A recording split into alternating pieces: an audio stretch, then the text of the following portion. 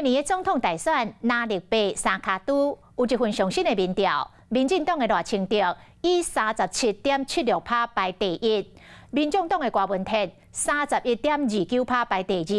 国民党的侯友宜21.87%排第三。郭文哲讲，这个民调就那像股票起起落落，都爱甲投票前来称关才有采工。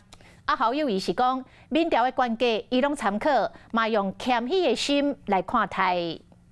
好，先看我们正中间。历任的台北市长郭文哲、马英九、霍良斌、蒋万安等有6位市长做伙，虽然讲是分享执政的经验，不过纪录片内容讲较侪瓜市府执政的代志。我们接下来，谢谢。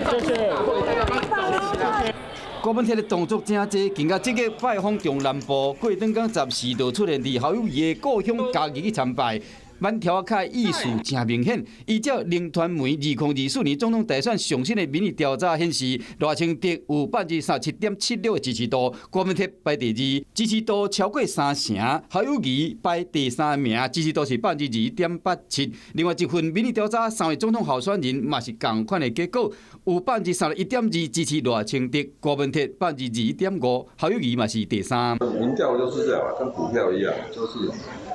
反正你就看一看就好，剩下该做的事情还是做。面对民调的高低，我都参考，也虚心的看待这些事情。为了无要和新北幼稚园饲药的案件影响选情，听讲侯志明改变策略反手为攻，唔那今日一刚主动出席议会报告，更加批评对手赖清德。可惜的这一段时间里面，我们看到真的太多的操作假信息，不断的抹黑的事情出现，所以我常常说，赖副总统在中央的打假信息的打假办公室，不知道有没有在运作。面对民进党的攻击加民众党的压力，侯市长敢会当提升伊的支持度？恐惊这需要时间来证明。Hello， 我是叶明，想要看到更多更及时的新闻内容，请订阅华视新闻的 YouTube 频道，并且按赞，开启小铃铛。